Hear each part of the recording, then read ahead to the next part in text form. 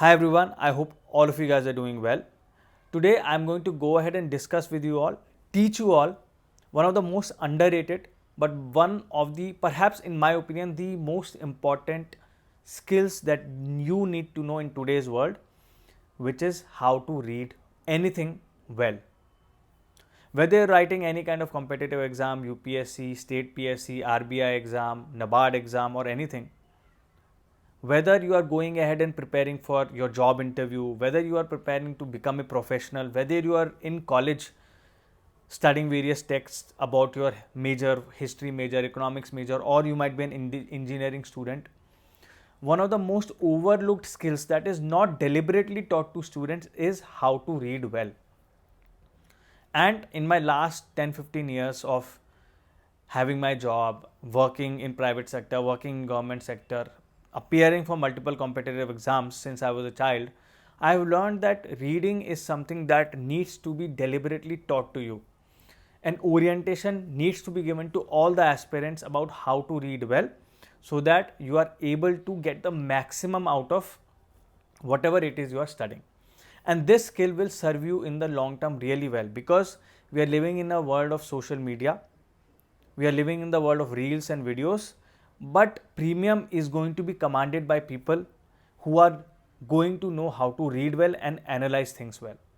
All right, so let's go ahead and dive into this whole world of reading. I'm going to divide it into various parts. First of all, what to read, where to read it, when to read it, and then how to read it. And I'm going to tell you exactly what steps you can follow in order to improve your reading skills slowly over a period of time. Now this applies to both English and any other language you are reading in, because reading skills are basically same across the different languages. See, I am normally more comfortable with Hindi or English because I come from a English education background, obviously because I went to English medium school after my class 8th. So I learned English majorly after that. Then I speak Hindi at home, so I am very comfortable with Hindi. I have also learned Marathi. In fact, right now I do all my work in Marathi, whether it's writing, whether it's reading, whether it's speaking most of the times, because I'm working in Maharashtra. But my reading skills have really helped me to be able to read and to be able to write and even speak in these different languages, because I know how to read well. I know how to divide my big problem statements into smaller problem statements and then solve them. So I'm going to teach you some of those skills, and I hope you are going to really benefit from them.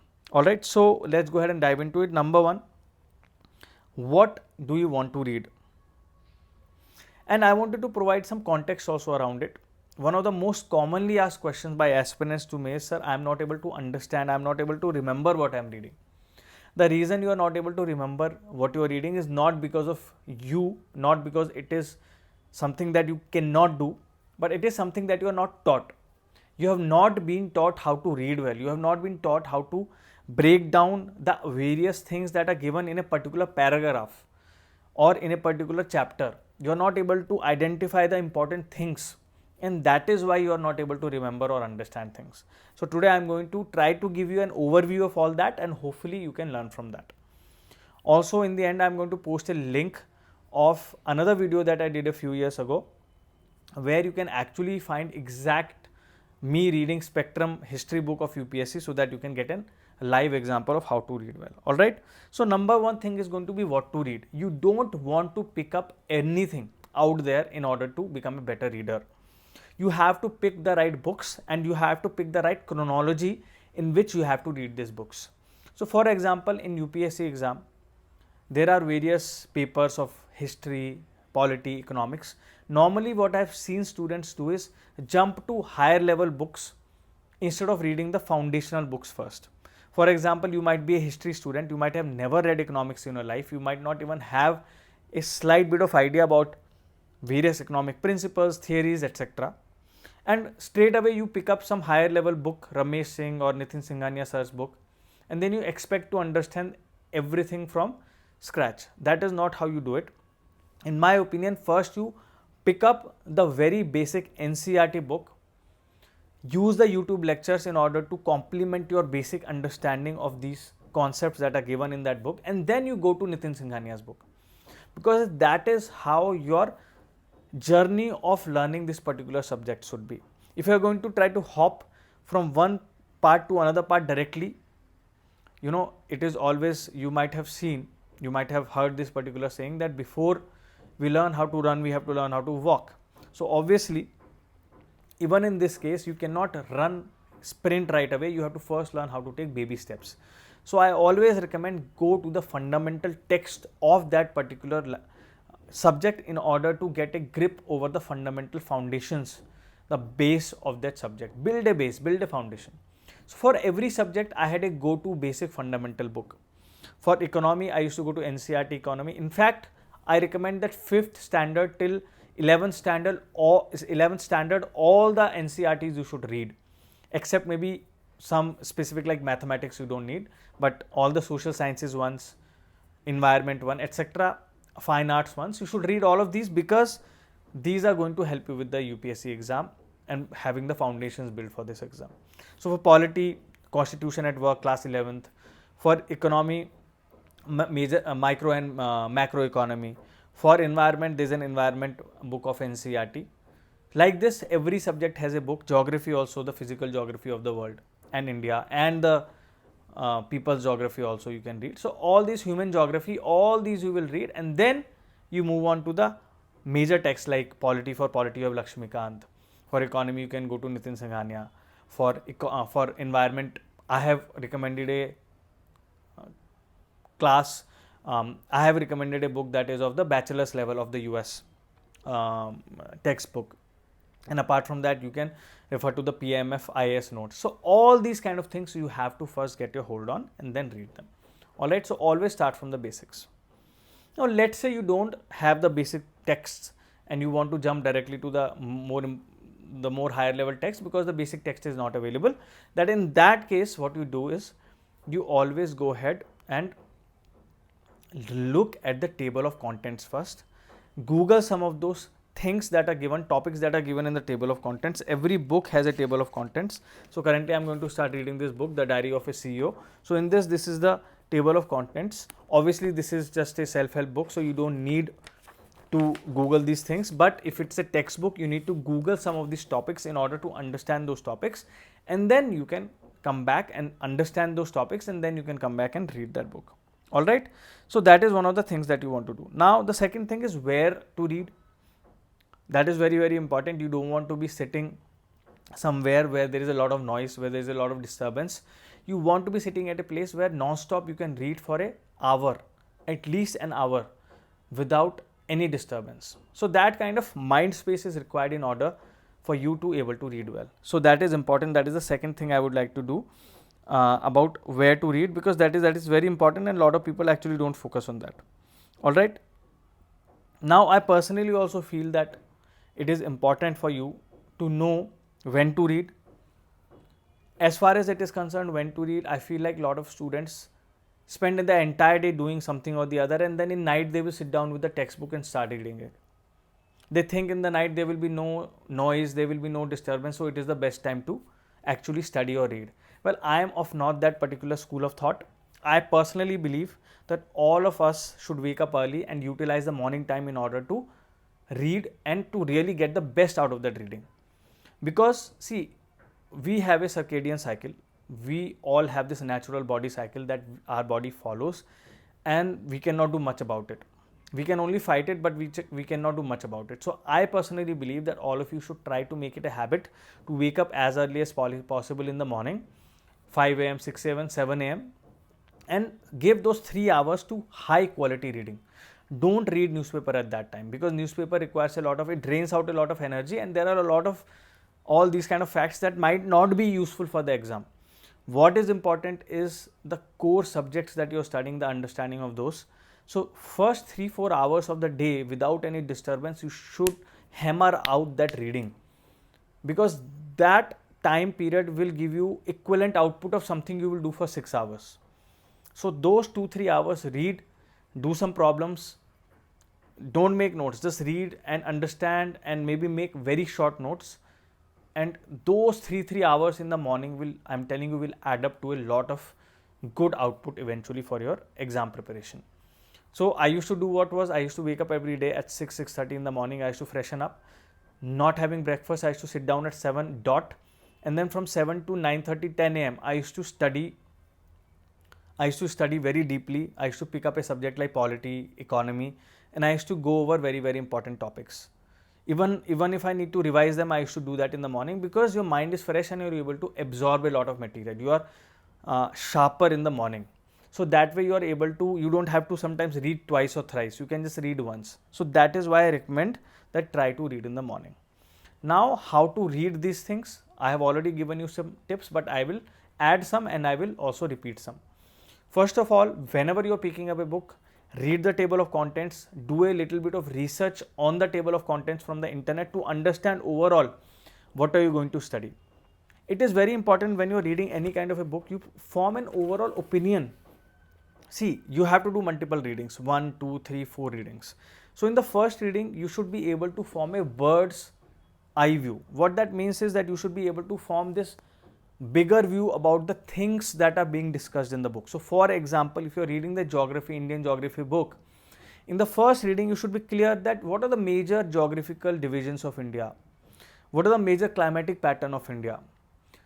What kind of differences arise due to the physical geography of India? You know, the rivers in the northern plains, then the Sahyadris, the Himalayas.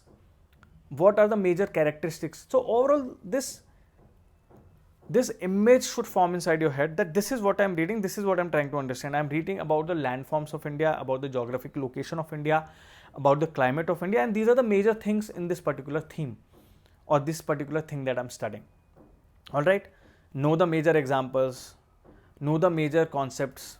For example, if there is a concept about the various stages of the life of a river, you know, first the river is going through the mountains, then it is going through the more plain area, then eventually it is merging into the sea. So what are the different landforms that are formed by the river when it moves through these various stages, and some examples of that. So these broader things you should understand. And once you have done that, then second reading is going to be, you are going to go into deeper in that.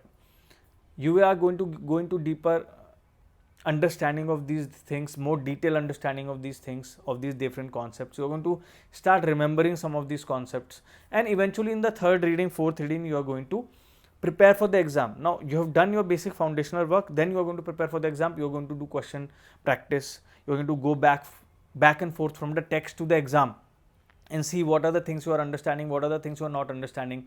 You're going to go back and forth from the syllabus. You're going to see what are you are understanding from the syllabus or not. All these different things you're going to do in order to have a strong grip on that particular subject. So that is the first thing you do. The second thing you do is you also go ahead when you're reading, when you open a chapter, go ahead and look at the end of the chapter questions. Just stick those questions in your mind or write them somewhere, the major questions, 2-3 of them, and try to have conscious presence of these questions when you're reading about that topic, whatever is mentioned in those questions, so that you are able to relate, because questions normally at the end of the book are those are the most important topics of that book. So it is always a good practice in order for exam to know what kind of questions can be asked, and that for that the best indicator is the back of the chapter questions. Alright, so that is one of the things I used to do for NCERT books, at least, because in some textbooks the questions are not given at the end of the book. Summaries might be given at the end of the chapter. Read that first instead of reading that last, and then read the chapter and then again revise it. And a lot of times these summaries will become the way where you revise most of your history or whatever subject you are studying from. Alright, so most of those topics you might end up revising from those summaries. You can make a small list of examples, major examples. See, underlining everything is not going to help you. So I have seen a lot of students, because they have a habit of using the pen while reading like this. So they will underline everything. There is no use of that. If it is helpful for you, it's fine. But you should be able to read without putting pencil on your book. And the way to do that is reread it twice, reread it thrice if you're not able to understand it. Don't read passively. See, if you're reading something and it is just going through, it has no meaning. But you should read it and understand it. Especially in the exam, this will help you, because sometimes you will have to read the question at least twice. In fact, I suggest her question को 2 बार पढ़ो. Whenever you are looking at a question in the exam, try to read it 2 times, because it will be more likely that you will try to you will get it right, because then you will know exactly what the question is asking. एक बार फटाफट पढ़ के answer जब ही निकालना when you are very very confident about it. Otherwise, read it twice. Don't make silly mistakes. Similarly, so this habit is going to come from when you are going to read the text properly without underlining everything. Okay, but it is okay to underline or highlight examples, important terms, important keywords. I always emphasize keywords. See, one thing I want you to understand is when you are writing the exam, when you are writing your, let's say there is a topic on which they have asked you some question, you are writing on that. Let's say they have asked you what is Naxalism. Then if you are writing the definition of Naxalism, 99% of the time it will be in your own words. You cannot remember the official definition of Naxalism given by some author for GS papers. Maybe for optional paper that is necessary, but not for GS papers, that is not required. So in that case, you will have to write in your own words, but you should sprinkle the right keywords in order to get the marks, the right examples in order to get the marks. So those examples and keywords you highlight or you underline or you write somewhere on the corner of the book or somewhere else in your notes, so that you are able to come back and revise those, and that they will be able to fetch you marks. Alright, so these are the two things. The third thing I would do is have a target of the number of pages you are going to read every day. That is very very important. Let's say this book is, let's say, see, I have come across this book, so this is of around 320 pages, more than 320 pages, 330. Now I know if I can do 10 pages a day in 30 days, I can do this book. Similarly, you have to also read your books accordingly. If Lakshmikant is 800 pages, 20 pages per day, 40 days, I can do it. If history book is 300 pages, 15 pages per day, 20 days, I can do it. Have this plan in your mind and write it down in order to manage your time well, because that is going to be very very important. You cannot just endlessly, for the sake of understanding a book, you cannot give it too much time. अब आप 2 महीने लक्ष्मीकांत पढ़ रहे हैं, that is not going to work out. Your second reading should be in the second month, right? You should be able to finish it in maximum 40 days, and then you come back for the second reading later on. So this planning is very very important for reading practice, and it will definitely help you out. Now the fourth thing and very underrated, underutilized thing is use of diagrams. Whenever you see a concept in the book that is hard to understand, let's say this concept is hard to understand, try to see any related Google image by googling that particular topic and relate it to that particular text. If the image is given in the book itself, great, you can use that, but otherwise this we learn in myriad of ways. See, we only don't learn verbally, textually, or we don't only learn through visuals. We also learn through sounds. We also learn through associations in that particular situation. What did I associate with that particular thing? So I want you to associate whatever you're learning, important topics, with something. So in that way, you can recall it and remember it for a longer piece of time. So always, if there are important topics you're not able to understand them, try to Google them, see, look at a YouTube video on that topic, some good source of a credible source, and also cross-reference that with your Google images or something like that. Alright, so this is how you should be doing your readings. Now I've told you a lot. I hope you are able to keep up with me throughout this video, throughout this lesson. If you have any questions, definitely let me know. I'll be more than happy to answer your questions in the comments. But reading skills is something that you have to work on, something that is first order of thing that you need to do in order to do well in UPSC. Alright, best of luck. Let me know if you have any questions and happy to answer that.